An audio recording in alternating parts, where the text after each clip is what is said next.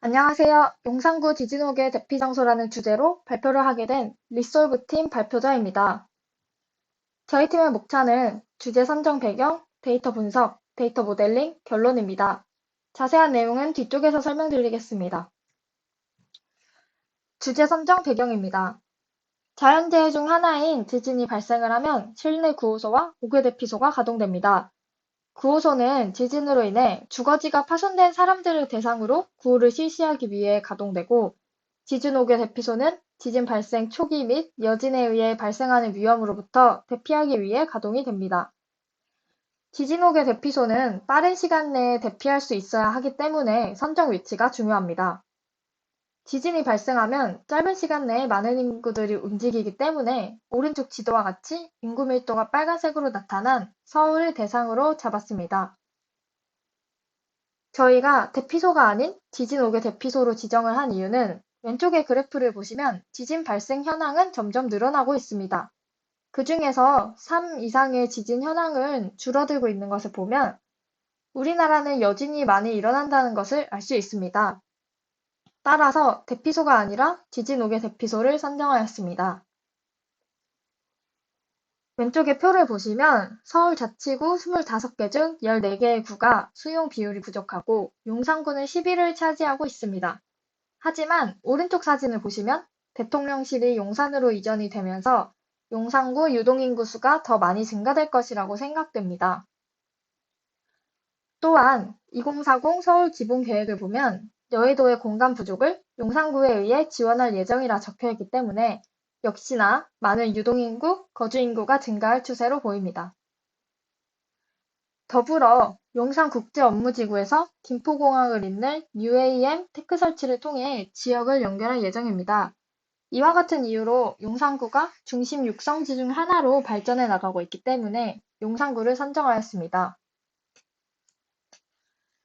저희 팀의 분석 목적은 용산구 생활인구 지진옥외 대피소 100% 수용입니다. 인구수는 거주인구가 아닌 유동인구를 고려하였는데요. 행정구역 단위의 거주인구 자료는 출근, 등교와 같이 예측하지 못하는 인자가 발생할 수 있기 때문입니다. 나아가서 심층 분석으로는 용산구 동별 수용 가능 인원을 최대화할 예정입니다. 분석 방향은 먼저 용산구를 100 곱하기 100 격자로 분리하여 각 격자별 특징을 매핑한 후 특징을 이용해 머신러닝을 하여 옥외 장소 후보지를 예측하는 방향으로 갈 것입니다. 저희가 사용한 데이터입니다. 데이터 분석입니다. 격자별 매핑입니다. 후보지는 학교, 공원, 옥외주차장, 기타 장소들 110개를 추출하였고, 현재 지진 옥외 대피소와 후보지 중 같은 시설이 있다면 위경도와 면적을 맞췄습니다. 여러 시설물 개수는 성인 남성 평균 걸음 거리를 기준으로 잡아 반경 400m 내에 있는 시설 수를 설정하였고, 시설물들을 거주시설, 업무시설, 편의시설, 복지시설, 교통시설 등의 카테고리로 묶어서 설정하였습니다. 위험물 시설은 가스, 석유, 원전시설 등 위험물 시설에 대한 안전거리 30m, 화학물질 취급시설 300m 이상 떨어져야 하기 때문에 격자에 매핑하였습니다. 지진옥의 대피 장소는 지진 발생 초기 여진에 의해 발생하는 건물 파손 및 낙하물로부터 안전한 외부 대피 장소이기 때문에 주변에 고층 건물이 있는 경우 상당히 위험합니다.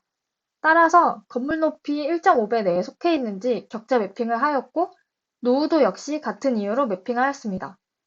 용도 지역명, 소유지, 경사도, 고도의 경우 지진옥의 대피소를 선정하는 데 영향을 끼칠 수 있을 것이라 판단하여 넣었습니다. 격자별 거주인구와 유동인구 모두 매핑하였습니다. 이 중 유동인구가 0인 격자는 한강으로 파악되어 제거해 주었습니다. 지진 옥외 대피 장소 지정 및 관리 지침을 통해 수용 가능 인원은 한 사람당 0.825제곱미터를 차지한다는 것을 알 수 있었고, 매핑하였습니다. 모델링하기에 앞서 데이터 전처리를 진행하였습니다. 노후도의 경우 결특값이 1000개 이상이라 제거를 하였고, 수용 비율의 결특값은 0으로 채웠습니다. 수치형 데이터들과 범주형 데이터를 나누어 범주형은 라벨 인코더를 진행하였습니다. 히스토그램 외도 결과를 보면 좌측으로 치우쳐진 상처이기 때문에 제곱근 변환을 하였습니다. 정규화 전과 제곱근 변화 후를 나타낸 표를 보시면 평균값과 중앙값이 전보다 나아져 정규화에 가까워진 것을 알 수 있습니다. 제곱근 변환을 했어도 정규성을 만족시킨다고 볼 수 없어 다중 공선성을 확인하였습니다. VIF 값이 높다고 판단된 건물 높이 곱하기 1.5와 고도를 삭제하였고 거주시설, 업무시설, 편의시설, 복지시설은 여러 시설로 묶어주었습니다. 데이터 모델링입니다. 전처리한 데이터들을 학습시키기 전에 클래스가 불균형하여 오버샘플링을 적용하였고 종속 변수가 1인 169개 데이터를 1740개로 늘려주었습니다.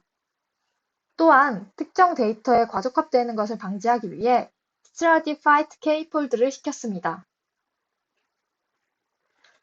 독립변수는 건축물 개수, 이격거리, 경사도, 거주 인구수, 이동 인구수, 수용 비율, 소유지, 용도 지역명으로 두고 종속 변수를 현재 지진옥의 대피 장소 유무로 두어 모델링을 하였습니다.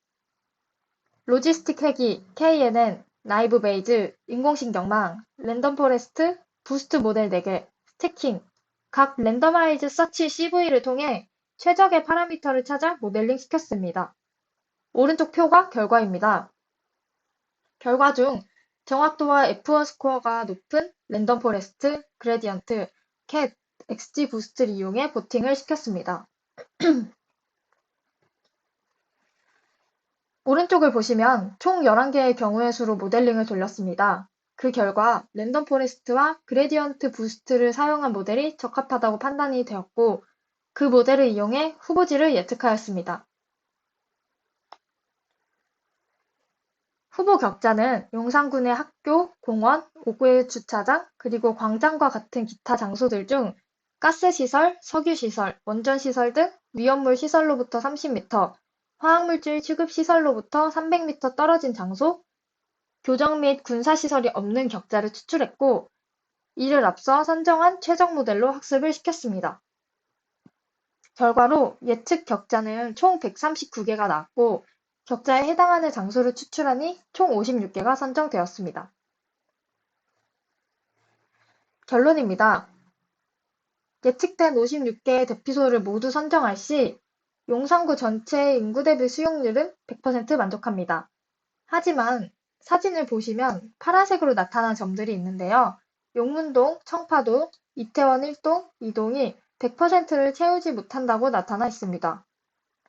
동별 수용 비율이 100% 이상인 선정지 중 고층 건물이 있을 경우 제거를 하려고 하였으나 후보지 모두 적절하다고 판단이 되어 제거하지 않았습니다. 수용률이 부족한 동은 가장 가까운 대피소를 선정하기 위해 거리 계산하여 선정해 주었습니다. 표를 보시면 용문동은 신창동 대피소, 이촌 2동은 한강대로 공원 대피소, 이태원 1동은 보광초등학교 대피소, 청파동은 효창운동장 대피소와 가까운 것을 알 수 있었고 수용률을 보충할 수 있었습니다. 이전의 지진호교 대피소와 비교를 해보았을 때 46개 지진호교 대피소가 56개로 10개가 증가되었으며 용산구 전체 거주인구 수용 비율이 94.99%에서 347.57%로 약 253%가 증가하였습니다. 용산구 전체 생활인구 수용 비율은 26.49%에서 96.93%로 약 70%가 증가한 것을 볼 수 있습니다. 삭제된 현재 선정지와 현재 선정지와 같은 장소, 새로 선정된 장소를 나타내 보았습니다. 의와 한계입니다. 저희의 시사점은 모델링 구축을 바탕으로 논문 및 법에서 지정한 올바른 지진옥의 대피 장소를 선정할 수 있었기 때문에 기존 장소 선정 대비 안정성을 확보할 수 있었다는 것입니다. 지진 대피소 대피 장소가 소외된 서울의 모든 구를 동일하게 올바른 장소에 대피소를 입지하고 서울뿐 아니라 전국 모든 도시들이 올바른 장소에 대피소를 입지해야 한다는 필요성을 인지하였습니다. 지진뿐 아니라 지구온난화에 의한 자연재해 대피소 또한 모델링을 통해 선정하여 미리 예방할 수 있도록 발전해야 한다는 필요성을 인지하였습니다. 저희의 한계점은 현재 지정되어 있는 지진옥의 대피소가 최적 입지라는 가정을 전제로 하였지만 가정에 오차가 존재할 수 있다는 것입니다. 또한 분석 배경에 있어 미래에 용산구 인구가 증가할 것이라고 하였는데 용산구의 장래 인구가 아닌 현재 용산구 인구를 사용하였습니다. 건물 노후도 변수에 널값이 많아 분석에 사용이 불가능했습니다. 또한 현재 생활 인구 대비 수용 퍼센트는 26%에서 96%로 70%가 상승했지만 100%를 충족하지 못하여 아쉽습니다. 이상 발표를 마치겠습니다. 감사합니다.